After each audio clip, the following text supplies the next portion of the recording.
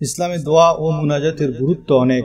মহান আল্লাহ পবিত্র কোরআনে বহু জায়গায় মুনাজাতের ভাষা শিক্ষা দিয়েছেন। মুনাজাতের মাধ্যমে আল্লাহর কাছে কিছু চাইলে আল্লাহ খুশি হন। কিন্তু দোয়া মুনাজাতের শুরুতে কি পড়তে হয়, মাঝে কি পড়তে হয়, শেষে কি পড়তে হয় আমরা অনেকে জানি না। আমরা দোয়া মুনাজাতের নিয়ম না জানার কারণে দোয়া করলেও আমাদের দোয়া কবুল হয় না। প্রিয় দর্শক, তাই আমি আজকের এই আলোচনায় মুনাজাত করার সঠিক নিয়ম, শুরুতে কি পড়বেন, মধ্যে কি বলবেন আর শেষে কি পড়বেন তা আপনাদেরকে জানাবো ইনশাআল্লাহ। আল্লাহ তাআলার কাছে যে কোনো সময় মুনাজাত করা যায়। আপনি চাইলে দিনে রাতে, দাঁড়িয়ে বসে, শুয়ে, অজু করে, অজু ছাড়া, এমনকি গোসল ফরজ এমন অবস্থায় বা নারীদের ঋতু অবস্থাতেও দোয়া করতে পারবেন। মনে রাখবেন, অজু করে কিবলার দিকে ফিরে মুনাজাত করা, দোয়া করা উত্তম। তবে যদি কেহ অজু ছাড়া, কিবলা ছাড়া অন্যদিকে ফিরে দোয়া করে, মুনাজাত করে, তাহলে তাও জায়েজ আছে। দোয়া কবুলের কিছু বিশেষ সময়ও রয়েছে, যেসব সময়ে দোয়া করলে দোয়া অবশ্যই কবুল করা হয়। সে বিশেষ সময়সমূহ নিয়েও আজকে আলোচনা করব। রাসূলুল্লাহ সাল্লাল্লাহু আলাইহি ওয়াসাল্লাম ইরশাদ করেন, তোমরা আল্লাহ তাআলার কাছে তার দয়া ও রহমত চাও, কেননা চাইলে তিনি খুশি হন। হযরত সালমান ফারসি রাদিয়াল্লাহু থেকে বর্ণিত, তিনি বলেন, রাসূলুল্লাহ সাল্লাল্লাহু আলাইহি ওয়াসাল্লাম বলেছেন, দোয়া ছাড়া অন্য কিছুই ভাগ্য পরিবর্তন করতে পারে না এবং নেক আমল ছাড়া অন্য কিছু বয়স বাড়াতে পারে না। মুমিনের দোয়া পারমাণবিক অস্ত্রের চেয়েও বেশি শক্তিশালী। আলী রাদিয়াল্লাহু থেকে বর্ণিত, রাসূলুল্লাহ সাল্লাল্লাহু আলাইহি ওয়াসাল্লাম বলেছেন, দোয়া মুমিনের হাতিয়ার, দ্বীনের স্তম্ভ এবং আসমান জমিনের নূর। দোয়া ও মুনাজাত সবাই করে, কিন্তু সবার মুনাজাত সঠিক পদ্ধতিতে হয় না। এজন্য সুন্নাহ বর্ণিত পদ্ধতি জেনে নেওয়া জরুরি। এখানে মুনাজাতের সঠিক পদ্ধতি নিয়ে আলোচনা করা হলো। নাম্বার 1, মুনাজাতের শুরুতে আল্লাহর প্রশংসা করা এবং নবীজি সাল্লাল্লাহু আলাইহি ওয়াসাল্লামের উপর দরুদ পাঠ করা। ফদলা ইবনে উবাইদা রাদিয়াল্লাহু থেকে বর্ণিত, তিনি বলেন, একবার রাসূল সাল্লাল্লাহু আলাইহি ওয়াসাল্লাম শুনতে পান যে একজন ব্যক্তি আল্লাহর শ্রেষ্ঠত্ব বর্ণনা এবং নবীজির উপর দরুদ পাঠ ছাড়া দোয়া করতে শুরু করেন। নবীজি বলেন, সে তাড়াহুড়া করেছে। অর্থাৎ দোয়ার মধ্যে প্রথমে আল্লাহর প্রশংসা করতে হবে, তারপর প্রিয় নবীজির উপর দরুদ পড়তে হবে। আর আল্লাহর প্রশংসা এবং দরুদ এভাবে করবেন। সংক্ষিপ্ত নিয়ম হলো, আলহামদুলিল্লাহি রাব্বিল আলামিন ওয়াসসালাতু ওয়াসসালামু আলা রাসূলিহিল কারীম। এরপর আপনার যত দোয়া আছে তা করবেন। বিশেষ করে কোরআন হাদিসের যেসব মাসনুন দোয়াসমূহ আছে তা যদি জানা থাকে, এর অর্থ যদি জানা থাকে, সেগুলি করবেন। যেমন রাব্বানা আতিনা ফিদ দুনিয়া হাসানাতাও ওয়া ফিল আখিরাতি হাসানাতাও ওয়া কিনা আযাবান নার। তারপর মা বাবার জন্য যেটা কোরআনের মধ্যে আছে, রব্বির হামহুমা কামা রাব্বায়ানি সগীরা। এই ধরনের মাসনুন দোয়া যদি পারেন এবং অর্থ বুঝেন, তাহলে সেগুলি করবেন। অথবা নিজের ভাষায় দোয়া করবেন এবং সবশেষে আল্লাহর প্রশংসা করে আবার দরুদ শরীফ পড়ে মুনাজাত শেষ করবেন। 2 হাত উঠিয়ে দোয়া করবেন। হযরত সালমান রাদিয়াল্লাহু বলেন, রাসূলুল্লাহ সাল্লাল্লাহু আলাইহি ওয়াসাল্লাম বলেছেন, তোমাদের রব চিরঞ্জীব এবং মহান দাতা। যখন কোনো বান্দা হাত উঠিয়ে দোয়া করে, তখন তিনি তার হাত খালি হাতে ফিরিয়ে দিতে লজ্জাবোধ করেন।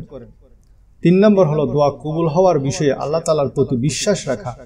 নবীজি সাল্লাল্লাহু আলাইহি ওয়াসাল্লাম বলেছেন, তোমরা দোয়া কবুল হওয়ার ব্যাপারে বিশ্বাস নিয়ে দোয়া করো। জেনে রাখো, আল্লাহ তাআলা অবহেলাকারী এবং অমনোযোগী অন্তরের দোয়া কবুল করেন না। তো এখন আমরা অনেক সময় দোয়া করি, কিন্তু সেই দোয়া, সেই মুনাজাতে যে আরবি দোয়া পড়ি তার অর্থও জানি না। এমন দোয়ার কোনো ফায়দা নেই। নাম্বার 4, অনুনয় বিনয়, আশা ও ভয় প্রকাশ করে মুনাজাত করা। আল্লাহ তাআলা বলেছেন, তোমরা বিনীতভাবে এবং গোপনে তোমাদের রবকে ডাকো। আরো বর্ণিত হয়েছে, আর আপনি আপনার রবকে নিজ মনে স্মরণ করুন, সবিনয়ে, ভীত চিত্তে ও অনুচ্চ স্বরে, সকালে এবং সন্ধ্যায়। নাম্বার 5 হলো মুনাজাতের পর 2 হাত দিয়ে মুখমণ্ডল মুছে নেওয়া। আস-সাইব ইবনে ইয়াজিদ রাদিয়াল্লাহু তার পিতা থেকে বর্ণনা করেছেন, তিনি বলেন, নবী করিম সাল্লাল্লাহু আলাইহি ওয়াসাল্লাম দোয়ার সময় উপরে হাত উত্তোলন করতেন এবং তার দ্বারা মুখমণ্ডল মাসে করতেন। যেসব সময়ে দোয়া করলে দোয়া অবশ্যই কবুল করা হয়, সেই সময়গুলোতে দোয়া করবেন। সেই সময়গুলো হলো, নাম্বার 1, রাতের শেষ ভাগে।